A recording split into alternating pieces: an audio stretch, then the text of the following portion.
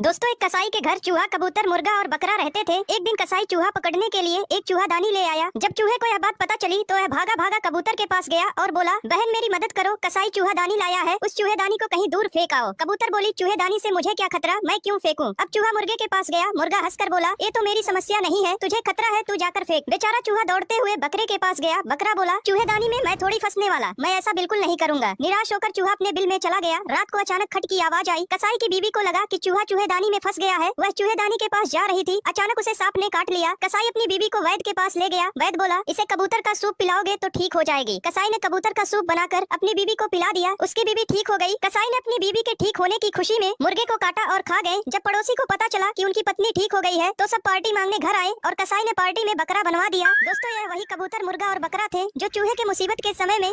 दोस्तों, एक महिला के घर एक तोता और एक कुत्ता रहते थे। एक दिन महिला ने मैकेनिक को फोन किया। बोली, मेरे हॉल में लगा एसी काम नहीं कर रहा है, तुम दोपहर को मेरे ऑफिस जाने के बाद आकर ठीक कर देना। पूरा घर लॉक रहेगा, सिर्फ हॉल खुला रहेगा। मेन डोर की चाबी बगल में रखे गमले के नीचे होगी। हॉल में एक डाबरमैन कुत्ता होगा जो बंधा नहीं होगा, पर डरना मत, वो ट्रेंड कुत्ता है, जब तक कोई आदेश न दे वह कुछ नहीं करता। और पिंजरे में एक तोता है, वह बहुत बोलता है, तुमको उसे एक शब्द भी नहीं कहना है वरना तुम खुद भुगतना। मैकेनिक बोला, ठीक है। दोपहर को मैकेनिक हॉल का ताला खोल कर अंदर आया तो देखा कुत्ता लेटा हुआ था और जब आगे बढ़ा तो तोता बोलने लगा, अबे चोर क्या चुराया बे। मैकेनिक चुपचाप अपना काम करता रहा पूरे 2 घंटे तक, जब तक एसी बंद नहीं गया। तोता चिल्ला चिल्लाकर मैकेनिक के नाक में दम कर दिया। कभी उसे चोर कहता तो कभी गंदी गंदी गाली देता। काम खत्म होने के बाद जब मैकेनिक सामान समेट कर जाने लगा तभी तोता फिर चिढ़ाया, अबे चोर क्या चुराया बे। अब तो मैकेनिक के लिए सहना भी मुश्किल हो गया। वह सोचा, मैडम खामखा डरी रहती थी, भला पिंजरे में बंद तोता मेरा क्या उखाड़ लेगा। मैकेनिक का इतना बोलना था कि तोता गला फाड़ कर चिल्लाया, छू टॉमी छू, टॉमी इस गैंडे को मत छोड़ना। बेचारे मैकेनिक को 1 महीने तक हॉस्पिटल में भर्ती होना पड़ा। ये सेब हर दिन वर्कआउट करता था क्योंकि कुछ समय पहले मालिक ने उसके दोस्त को चुना था और उसे छोड़ दिया था। इसीलिए अगले दिन उसने खुद को लाल पेंट से रंग लिया और सपने देखने लगा कि अब तो उसे भी स्टिकर मिलेगा। लेकिन तभी मालिक ने फिर से उसके दूसरे दोस्त को चुना। अब सेब ने लगभग हार मान ही ली थी और सोचने लगा कि शायद वो सेब बनने के लायक ही नहीं है। तभी उसकी नजर पास के जिम पर पड़ती है। सेब खुश हो जाता है और तुरंत ही 80 किलो के डंबल्स उठाने लगता है। वो पूरे 2 सालों तक जिम में पसीना बहाता है, लेकिन जब वो खुद को देखता है तो उसे एहसास होता है कि वो जरा भी नहीं बदला। तभी वो एक एयर पंप लेता है और खुद को पंप करके बड़ा कर लेता है। अब वो पूरे कॉन्फिडेंस के साथ वापस लौटता है और उसे आखिरकार वो स्टिकर मिल जाता है। लेकिन अगले ही दिन उसकी हवा के साथ उसका स्टिकर भी निकल जाता है और तभी मालिक ट्रक लेकर चले जाते हैं, जिससे सेब को इतना गुस्सा आता है कि वो खुद को पेड़ से अलग करके पेड़ों के बीच झूलता हुआ ट्रक का पीछा करने की कोशिश करता है। लेकिन आखिरी छलांग लगाते वक्त उसका हाथ फिसल जाता है और वो नीचे बैठे एक आदमी के ऊपर गिर जाता है। और इसी सेब की वजह से न्यूटन ने ग्रेविटी की खोज की थी।